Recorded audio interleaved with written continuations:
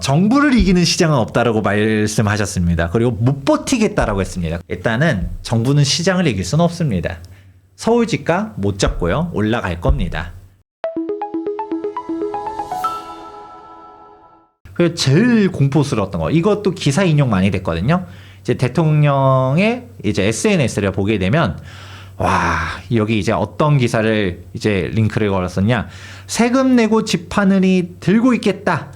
양도세 중과 반짝 효과에 그칠 것 같다. 라는 기사를 끌고 와서, 팔면서 내는 세금보다 들고 버티는 세금이 더 비싸도 그렇게 할 수 있을까요? 와, 저 이거 문장 보면서 소름 돋았습니다. 그러면은 82.5%잖아요. 지방소득세까지 합치게 되면은 보유세로 82.5%를 이상으로 만들어주겠다는 얘기인가? 그 양도세, 그럴 수 있겠네요. 내가 양도세를 내려고 보니까 한 8억 내야 돼. 9억 내야 돼. 어우, 세금 9억 내는 거 아까워서 안 낼래라고 하면 보유세만 8, 9억씩 내도록 해도 너가 안 팔고 버틸 수 있을까? 뭐 그런 얘기인 거예요? 얘긴 거죠. 네. 못 버티게 하겠다는 거잖아요. 들고 버틸 수 없게 하겠다. 진짜 이재명은 할 것 같아서. 문재인도 했거든요. 그래서 문재인 때는 6%까지 냈었죠. 종부세를. 예. 빠숑님도 아시는 분일 거예요. 저 이제 아는 분 중에서 네. 이제 부동산 이제 강의하시는 분이었는데, 그분이 제가 이제 개인적으로 봤었을 때 1년에 종부세를 6억 낸 사람까지 봤어요. 그분은 법인 투자하시는 분인데, 법인으로는 사실 세율도 워낙 6%대였어요. 공제도 없이 최고 세율로 때리니까, 제가 분명 그 전년도에 종부세 그 전에 뭐 한 2억 냈다 하니까 다음 연도에 한 6억 나올 것 같은데요? 라고 하니까 에이 했었는데, 실제 6억 두들겨 맞은 거 보고 그 다음 연도는 진짜 못 버티겠다 해가지고 싹 정리했어요. 제가 법인으로는 6억까지 받고요. 7억이었나? 아무튼 그랬었고, 개인으로는 3억까지 받습니다. 그러니까 뭐 더 냈다는 사람들 물론 있겠지만, 제가 아는 사람 중에서는 개인으로는 3억이 맥시멈이었는데, 이게 사실 어이가 없는 게, 강남에 고가주택 하나 있는 사람이, 물론 고가주택이나 보유세도 만만치는 않겠죠. 보유세만 하더라도 뭐 한 1,000, 2,000씩 내야 돼요. 뭐 그 이상 낼 수도 있고. 근데 우리가 생각하는 것처럼 막 몇 천만 원 쏟아지고 뭐 보유세 억 단위로 내고 이렇지는 않거든요. 근데 내가 고가주택 하나 가지고 있는데 여기서 빌라 하나가 추가된다. 이런 순간 갑자기 보유세가 막 1억 되고 막 이렇습니다. 뭐 조정대 상징은 2억, 이제 2주택자는 중과세율. 그리고 그때 당시에는, 지금은 시골 농가주택은 또 윤석열 정부 때 빼주는 걸로 바뀌었어요. 근데 그때 농가주택도 다 카운트였거든요. 그때는 뭐 그냥 개수예요, 무조건 그냥. 예, 맞아요. 그러니까 시골에 농가주택 막 건물 막 철거하고 용도 변경하고. 맞아요. 그때 당시에 트렌드 중 하나가 다가구를 뭐 올근생, 우리가 꼬마 빌딩으로 바꾸고, 이게 가장 트렌드 아니었겠습니까? 그래서 주택수를 줄여야겠다. 이런 식으로 했었던 게, 왜냐하면 지금은 팔 수라도 있는데 지금 팔지 못하게 퇴로를 다 차단한다니까요. 제가 가두리 양식 얘기하지 않았습니까? 지금은 여기로 가세요라고 했어요. 근데 안 팔아라고 하면 싹 차단되면 보유에 대한 비용 해제, 일단 팔지 못하게 만들어버리고, 근데 버텨야지 했더니 못 버티게 해버리면 어떻게 될까요? 그러니까 그때 얘기했었던 게 자녀한테 증여하는 거, 그렇죠. 그리고 건축물 멸실하고, 그리고 용도를 바꾸고, 맞습니다. 이런 식으로 했었던 건데, 그게 일단은 못 팔다 보니까 어떻게든 퇴로를 찾아서 움직이는 거였는데, 지금은 일단 팔 수 있을 때 파셔라 라는 얘기를 먼저 해드린 거죠. 그런데 벌써부터 저희 막 이제 채팅창에서도 얘기가 나왔는데, 소장님 저 팔고 싶은데, 저희 투미TV 댓글에서도 근데 팔지를 못해요라고 하는 사람들이 많아요. 그게 진짜 이미 사실 가두리 양식은 시작했습니다. 저는 문재인 대통령 때는 팔 수 있었다고 생각해요. 지금은 못 팔아요. 맞아요. 오히려 지금은 못 파는 게 더, 이미 이렇게 규제하기 시작하기도 전에 선규제가 있었기 때문에 지금 더 못 팔죠. 지금은 아예 못 파는 것 같은데, 그때는 안 파는 것 버티다 판 거였었고, 지금은 못 팔아요. 빠쇼님 말씀이 정확한 게, 그때 당시에는 규제를 단계적으로 했어요. 물론 그 단계적으로 한 것 때문에 내성이 생겨서 실패했다라고 판단하는 것 같긴 한데 현 네. 정부에서는. 그런데 결국은 이번에는 선 규제가 먼저 들어왔어요. 아까 얘기했잖아요. 가두리 뒤에 차단 먼저 해놨습니다. 그렇죠. 서울 25개구 전역, 경기 남부 12개 지역, 조정 대상 지역 투기거래지구 토지거래 허가구역 지정해버렸죠. 삼중 규제. 야, 씨. 그러니까 지금 아직은 세금 규제를 피해서 팔려고 했더니 지금 토지거래 허가구역이 묶이게 되면 지금 아파트 같은 경우는 실소유자한테만 팔 수 있죠. 근데 이걸 거꾸로 뒤져보게 되면 내가 전세를 놓고 있어. 그럼 못 판다는 못 얘기입니다. 판다는 거죠. 세입자가 안 나가지. 어떻게 나가? 그래서 세입자한테 이사비를 주려고 했더니 안 나가. 세입자가 저 그 돈 받아봤자 뭐 갈 전세금에 데도 갈 데도 없습니다 하면서 거절을 해요. 못 파는 거죠. 그리고 오히려 갑질을 해요. 지금 아니면 너네 못 팔지 더 불러봐 라는 식으로 하면서 네. 뭐 을질들을 하는데 그러니까 뭐 위로금 뭐 이사 비용으로 몇 천씩 달라 그러잖아요. 이제 몇 천씩 준다고 하는 사람도 있어. 몇 천을 준다는데 몇 천 받고도 안 나가. 네. 세입자 입장에서도 몇 천 받아도 갈 데가 없거든. 그리고 학군지 같은 경우는 더 못 나가죠. 애들 때문에 왔는데 어떻게 할 거야? 그런 거죠. 그렇게 있고 실제로 아까 학군지 얘기도 했었는데 조합원 지휘양도 금지 규정도 있습니다. 그렇죠. 저거는 재개발 재건축 걸린 사람들은 더 심각하죠. 그래서 재건축 같은 경우는 주어설리 법적으로 인가로부터 지휘형도 금지인데 제가 대표적으로 목동은 동시다발적으로 지금 막 총회하고 뭐하고 막 그러잖아요. 그렇죠. 이제 2026년 상반기에 줄줄이 주어설리 인가들 받을 텐데 이제 전매 금지가 걸리게 되거든요.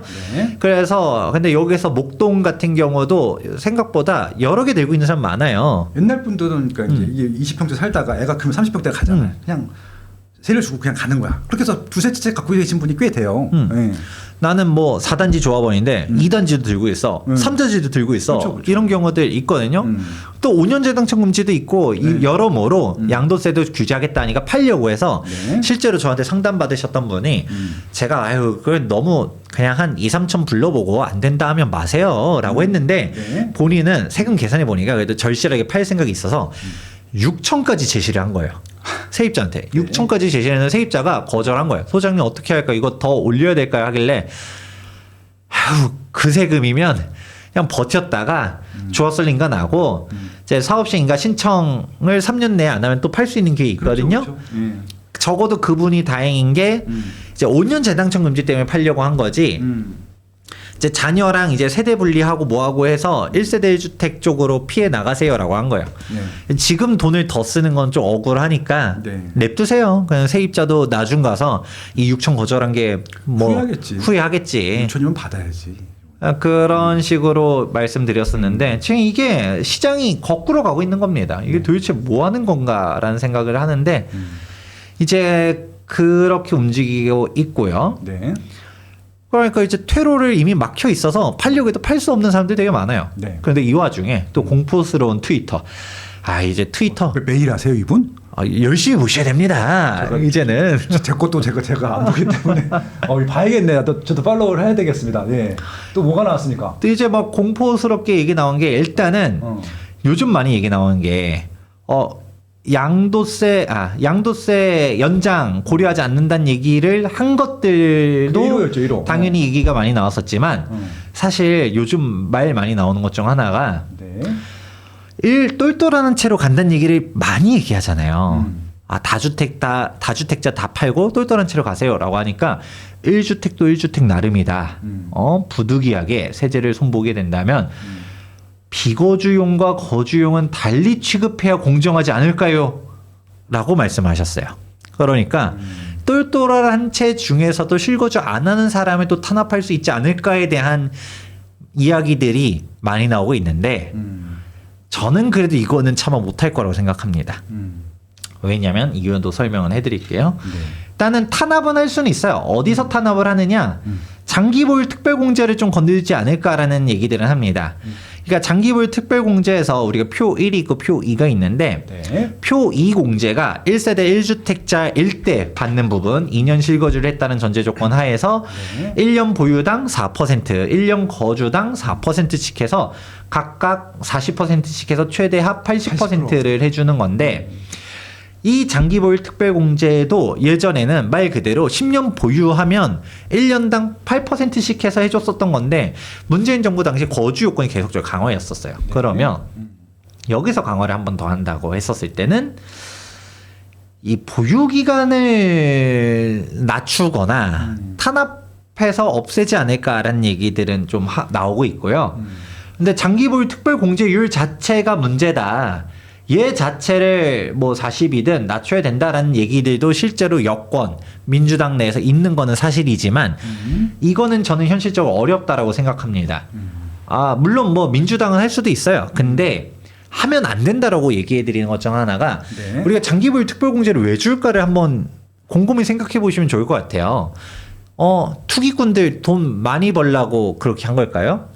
1주택이 진짜 장기간 사는 것들 주택시장 안정화를 위해서 만든 거잖아요, 이것도.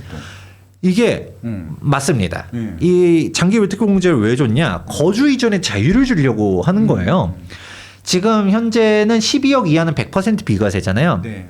내가 12억에 팔고 그건 12억 주택에 이사할 수 있도록 해줄 수 있게 하는 게 이 그렇죠. 거주 이전의 자유입니다. 맞습니다. 근데 물론 이것도 엄밀하게 따지면 거래 비용이 부동산이 되게 세거든요. 취득세도 내야 되고 중개수수료도 내야 되고 살 때 팔 때 내다 보면 12억에 팔고서 딱 12억을 못 사긴 해요. 네. 거래 비용을 내야 되니까. 그렇죠. 그런데 이 12억 초과분에 대해서는 장기보유 특별공제로 100% 비과세는 차마 못 주겠지만 우리가 진짜 오래 거주했어? 그러면 이 사람은 좀 봐줄게. 80%까지 해줄게. 라는 게 거주 이전의 자유를 보호하려고 있는 거예요. 그렇죠. 선진국에도 다 있고 선진국은 아예 세금을 안 내죠. 그렇죠. 네, 그대로 이사 갔을 경우에는. 그런데 이거를 80을 40으로 낮춘다라는 것 자체가 네. 이거는 헌법 정신에도 위배되는 사항이고요. 네.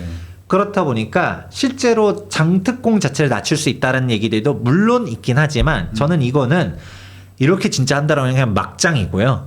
그냥 다 알아서 해라라는 건데. 집을 안 팔겠지. 더 안 팔겠죠, 저렇게 되면. 근데 실질적으로는 실거주를 강조를 계속 하니까 장특공 40, 40, 합 80을 그냥 1년 거주당 8%씩 해서 10년 거주하면 80% 해주는 쪽으로 바꾸는 게 먼저지 않을까. 이쪽에 더 가능성이 있지 않을까라는 얘기들이 실제로 업계에서 있긴 합니다. 네. 좋은 얘기네요. 네. 그러면 우스갯소리로 그러니까 뭐 아까 좋은 얘기라고 했지만 사실 이게 소득세법 제 95조를 보게 되면 장기 보유 특별 공제인데 장기 보유가 아니라 이젠 장기 거주 특별 공제라고 불러야 될 것 같죠. 그러네요.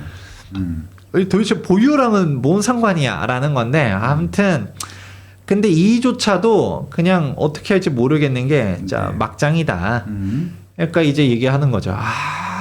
이거 거주용과 비거주용 이거 어떻게 건들 건가라는 얘기들이 그래서 공포스러운 거고. 네. 그러면 이제 또 얘기 나오는 것 중 하나가 소장님 장특공은 약과입니다. 장기보유 특공제 건드렸다 쳐요. 그러면 안 팔면 되지.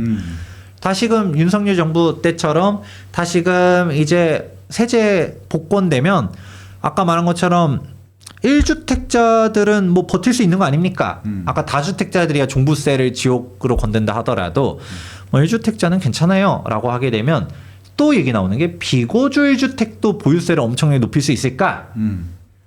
이거는 저는 못할 거라고 생각합니다.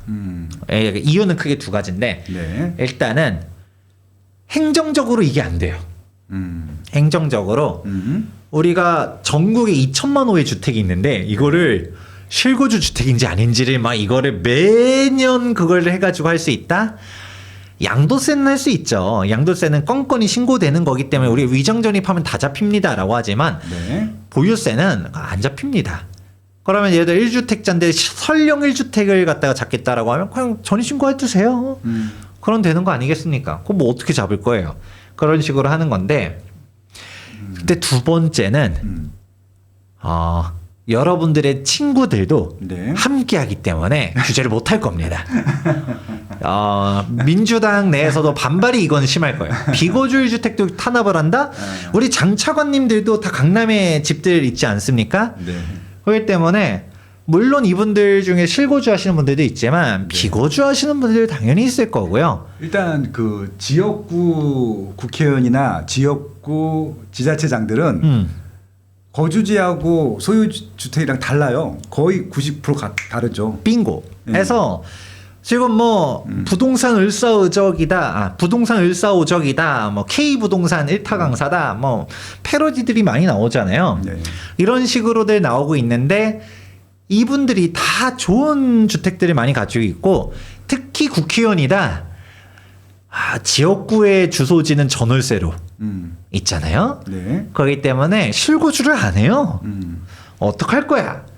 그리고 당장 고위 관료들도 보다 보면 강남 3구에 집이 있다더라. 토호제 내에 집이 있다더라. 그리고 당장 뭐 물론 국토교통부 공무원들은 죄가 없긴 하죠. 정권만 바뀌었을 뿐인데. 근데 그분들도 세종시에 청약 받아놓고 안 살잖아요. 그렇죠. 안 사시는 분들이 얼마나 많아요. 네. 이게 실거주? 특별공급 받고 싸게 평당 1,000만 원을 받아서 평당 3,000에 팔고 비과세 받고 그리고 다 올라왔죠. 그리고 이제 더 이상 특별공급이 없대 이제 지금 내려가시는 공무원들한테는. 그리고 만약에 비거주일 주택 팔라라고 하면 세종집 파는 거 아닌가라는 생각도 좀 들기도 하고요. 그러면 죄다 이제 어떻게 할 것이냐라고 하면 여러분들이 이거를 일단 행정적인 것도 있지만 솔직히 어려울 겁니다. 우리 11호 대책 좋다라고 말했던 김병기 의원님도 우리 잠실 장미 아파트 안 살잖아요. 실거주를 안 합니다. 어떡할 거야? 어떻게 할 거야? 하기 때문에 이거는 어렵다. 여러분들과 든든한 우군이 있기 때문에 이거는 여당 내에서도 반발이 심할 것이기 때문에 안 될 것이다 라고 저는 말씀드리기 때문에 뭐 걱정 안 하셔도 된다. 저는 그렇게 말씀드려 드리니까 여러분들은 알주택자까지는 공격하기는 어렵겠다라는 생각을 하시면 좋을 것 같고요. 네. 그러면 이제 조금 이제 슬슬 마무리를 한번 해보도록 하자면 그 얘기들은 해요. 이제 앞으로의 방향성 어떻게 되느냐라고 하면 우선 저는 정말 공포스러운 게 대통령이 결국 얘기했었던 것 중에서 정부 이기는 시장은 없다라고 하지 않았습니까? 네. 근데 현실은 거꾸로거든요. 시장을 이기는 정부가 없었어요. 그렇죠. 2017년도 파리 대책 때 발표됐었지만 여기도 나오죠. 주택시장 안정화 방안. 근데 안정화가 안 됐죠. 그리고 2018년 9.13 대책도 주택시장 안정대책. 그리고 2019년도 12.16 대책도 부동산시장 안정화 방안. 그리고 본격적으로 토지거래 허가구역이 도심지 지정됐었던 2020년도 6.17 대책도 주택시장 안정을 위한 관리 방안. 다 표어는 네. 안정시키겠다지만 실상은 안정이 안 됐죠. 그러니까 시장을 이기려고 하면 안 되고 수요 억제 정책으로 가면 안 되고 결국 시장 논리대로 결국 수요 공급 아니겠습니까? 공급을 늘려야 되는데 그런 걸 안 했었던 것이고요. 이거 바로 카톡방에 올라오더라고요. 2022년도에 이재명 대통령이 시장을 이기는 정부는 없다 라고 발언한 거를 누가 또 올리더라고요. 그래서 야 이거 진짜 이거 뭐라고 얘기해야 될지 모르겠는데 근데 어쨌든 2026년도에는 정부를 이기는 시장은 없다라고 말씀하셨습니다. 그리고 못 버티겠다라고 했습니다. 그러면 여러분 이걸 어떻게 이해하느냐? 일단은 정부는 시장을 이길 수는 없습니다. 서울 집값 못 잡고요. 올라갈 겁니다. 그러니까 팔기 싫겠죠. 근데 내가 여러 채를 가지고 있으면 상대적으로 떨어지는 것부터 싹 정리하고 일단은 현금을 들고서 더 좋은 한 채로 이참에 그냥 강남 가는 거죠. 이참에 마용성 가는 거죠. 하면서 똘똘한 한 채로 전략을 수정하실 필요가 있지 않을까. 그리고 실거주 자꾸 강조하잖아요. 그러니까 아파트는 이제 토호제 때문에 실거주를 할 수밖에 없네요. 그렇게 가는 거고 지금 또 재개발 재건축이 핫한 이유가 토지거래 허가구역을 피하기 위해서 다세대 다고 단독은 실거주 안 해도 되니까 이쪽으로 들어가는 사람들이 있는데 재개발 같은 경우는 과세 표준도 엄청 낮거든요. 보유세 측면에서 매우 유리하다라는 얘기들도 해드리죠. 그리고 분명 5월 9일 지나서 소장님 저 퇴로가 차단당했습니다 라고 얘기하는 사람들이 있을 겁니다. 근데 양도세는 답이 안 나와도 우리 종부세 기준으로 혹은 지금 자녀한테 넘기려고 했을 때는 지금이 기회예요. 그래서 뭐냐면 종합부동산세는 인별과세가 원칙이에요. 그래서 세대 기준으로는 다주택자라고 한다 하더라도 아빠 한 채, 엄마 한 채, 아들 한 채면 상관없는 거죠. 각각. 그래서 저희 가족도 적폐 집안이지만 집을 어떻게 늘릴 수 있었냐? 심플합니다.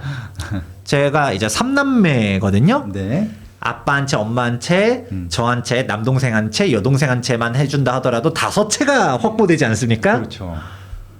그러고서 더 하는 거는 또 이제 각자 또 이제 세대 분리하면서 또 늘리고 그렇죠. 이제 결혼하면서 또 늘리고 또 법인으로도 법인 투자 안 됐지만 무허가는 법인으로 또 할 수가 있고 도로부지 이런 것들도 있고 우리가 찾아보면 또 특수물건들도 있습니다. 맞아요. 근데 특수물건까지는 모르겠고 제일 심플한 게 인별과세다. 그렇죠. 그러면 진짜 팔기 싫어요 소장님 하면 지금 애한테 증여하라는 얘기인 거고요. 지금 증여가 아니라 이제 매매를 하려고 해도 자녀 소득이 좀 있어서 매매를 한다. 저가 양수도를 쓸 수 있는 것도 5월 9일 전까지입니다. 왜냐면 그 이후로는 양도세 중과세율이 붙기 때문에 아무리 저가 양수도 3억 싸게 30% 싸게 넘긴다 하더라도 양도세가 박 터지기 때문에 그냥 통으로 증여하는 게 더 싸요. 그러니까 이 부분 잘 고려해 보셔라. 거의 이제 딱 답이 나오는 게 그럼 이제 앞으로의 미래는 무엇이냐? 뭐냐? 서울집값 폭등이 예견된다. 2025년도 12월 달 서울특별시 아파트 평균 매매 가격이 사상 처음으로 15억을 돌파했습니다. 라는 얘기 해드렸었어요.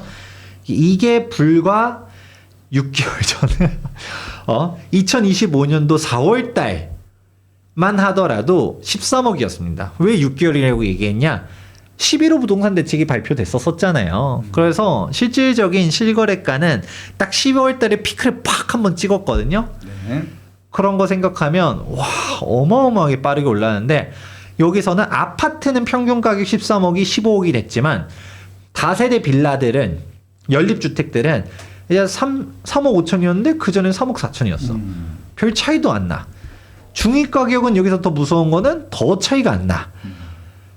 그러니까 지금 우리가 전국 아파트가 올라가는 게 아니라 서울 아파트가 올라간다. 여기서 신축 구축 격차가 여기서 신축 아파트 구축 아파트의 격차도 또 벌어지고 그러니까 우리가 상품에 대한 격차도 벌어지고 양극화가 계속적으로 나오고 있다라는 것이죠. 그런데 이런 양극화를 만드는 게 다주택자 규제 때문인 것인데 이거를 결국은 되풀이하는 것이 천명되었습니다. 왜냐하면 그동안은 그래도 밑에 있는 분들이 얘기했었던 거지 이재명 대통령의 진위는 좀 몰랐었는데 이제는 본인이 명확하게 SNS에다가 못 버티게 하겠다라고 하지 않았습니까? 여러분 제가 이제 시장을 이기는 정부는 없다라고 먼저 말씀드렸지만 정부를 이기려고는 또 하지 마세요라고도 말씀드리고 싶어요. 그러니까 다주택자로 있다 보면 진짜 피눈물 날 수 있습니다. 분명 팔기 싫어요라는 사람이 있을 거예요. 근데 안 팔고 버티다 보면 종부세를 막 때립니다. 일단은 쇠파이프를 갖다가 이제 딱 꺼내 들고서 야 딱 대라 하고 있는데 안 맞을 수 있으면 안 맞아야죠. 그걸 굳이 뭐 맞으면서 있어야겠습니까? 이제 저는 그렇게 해야 된다라고 보고 있고요. 그리고 마지막으로 하나만 더 조금 이거는 정부가 좀 명확하게 해줬으면 하겠다라는 것 중 하나는 오히려 요즘 시장에 혼란이 더 있습니다. 제가 팔라고 얘기했잖아요. 그러면 급매물로 팔아야 되는데 요즘 오히려 급매물을 걷어들이고 있어요. 이벤트 때문에. 네. 5월 9일까지 계약한 것은 유예해주겠다라고 대통령께서 발언을 하신 거죠. 근데 이거를 또 정확하게는 유예를 하겠다라고 밝힌 게 아니라 국무회의에서 의논해보겠다라고 한 거예요.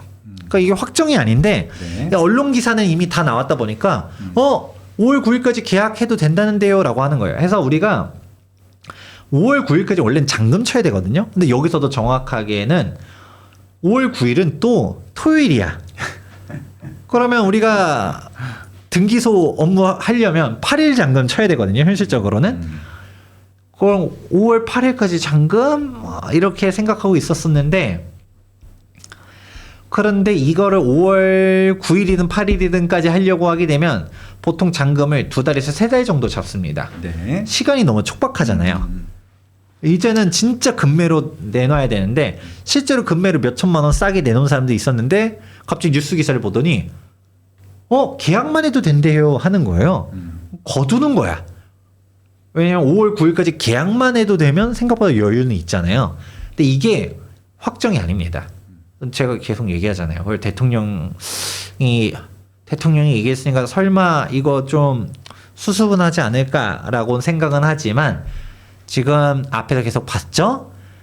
본인이 뱉은 말을 주워 담지 않는 게 너무 많습니다. 이거 아까 가두리 양식에 또 이거 한번 페이크 아닐까? 퇴로를 팔라고 얘기는 했는데 물고기들 또 탈출하면 또 안 되니까 한번 페이크 딱 이제 주고 바로 이제 칼 차단해서 못 팔게 하려고 그런 거 아닌가라는 얘기들도 농담 삼아 나오고요. 그러니까 이제 또 최근이죠. 1월 28일자로 우리 김용범 청와대 정책실장이 다주택자 양도세 중과 2달 더 유예하는 거를 검토하고 있다라고도 얘기하죠. 근데 이게 발언만 있지 정작 양도세 중과 유예 관련해서 국무회의 안건에는 또 빠졌습니다. 아무 생각 없이 얘기하신 거구나. 이게 국무회의에서 논의하겠다라고 대통령이 밝혔는데 왜 빠진 거야? 라고 하는데 안 들어갔었으면 차라리 이해라도 하는데 여기 정부 관계자는 오늘 오전까지는 국무회의 안건에 포함돼 있었는데 갑자기 제외가 되었다. 이유는 전달받지 못했다. 이게 더 이상한 겁니다. 아니 포함을 안 시켰으면 모르겠네. 포함을 시켰다가 빼는 건 또 뭐야? 그냥 논의 자체도 안 하는 거는 그래서 이거를 저는 제일 우려스러운 것 중 하나가 5월 9일까지 뭐 계약이든 아니면 잔금을 2달 더 연장해서 뭐 7월까지로 해주든 아니면 하다못해 뭐 6월 1일 기준 뭐 어떻게 하려는지는 모르겠는데 이거를 갖다가 시간을 좀 희망 고문해서 좀 더 돈 더 받고 싶다. 또 지방선거 이슈가 좀 활발하게 되면 가격 뛸 것 같다라고 하면서 버틸려는 사람들한테 버티도록 하다가 내가 아까 뭐라고 했어? 야, 잘 기억해봐. 내가 이거 계약만 하도록 한다라고 했어? 위논해 보겠다라고 했잖아. 난 거짓말을 하지 않았어. 할 수 있거든요. 실제로 위논은 했지만 안 됐습니다가 엔딩일 수도 있거든요. 그러면 이거를 믿고서 그냥 좀 어줍잖게 있다가 잘못 걸렸다. 그러면 다주택자 중과 폭탄이 갑자기 이제 기다릴 수가 있다. 그래서 여러분들은 좀 현명하게 네. 빨리빨리 파는 거를 좀 대비는 해놔라 라는 얘기들도 해드립니다. 정말 공포스러운 것 중 하나는 이재명 정부 이제 반년이라는 겁니다. 네, 반년 사이에 그동안 했었던 공약들은 다 엎어졌거든요. 다 엎어졌고 이제 명확하게 다주택자 규제하겠다라고도 천명했고 근데 중요한 거는 이미 6.27, 11.5 부동산 대책 등이 발표되면서 문재인 정부 당시 있었던 수많은 규제들이 압축해서 빵 터졌고 범위도 넓게 나오고 있어요. 그렇죠. 그러면 이미 쓸만한 카드들은 나올 만한 것들 많이 썼거든요. 그럼 이제 앞으로 뭐가 나올까? 그건 당장 얘기 나올 수 있는 게 일시적 2주택 지금 3년으로 갔다가 이제 문재인 정부 때 원래는 1년으로 줄였던 거를 다시 이제 3년을 윤석열 정부 때 회귀시켰죠. 이거 다시 1년으로 줄일 수 있다. 그래도 문재인 정부 때는 3년이 2년 됐다가 1년 됐다가 뭔가 시간 차이도 있었는데 이거는 시차도 없이 바로 1년 혹은 더 강하게 6개월 내 뭐 이런 얘기 나오지 말란 법 있나요? 진짜 일시적으로 갈 사람만 해라. 일시적 2주택 3년 활용해가지고 투기하지 말아라 라는 쪽으로 갈 수도 있고요. 세무사들을 양도세 포기하게 만든 양포 세무사를 양성했었던 최종 1주택 규정 또 부활할 수 있습니다.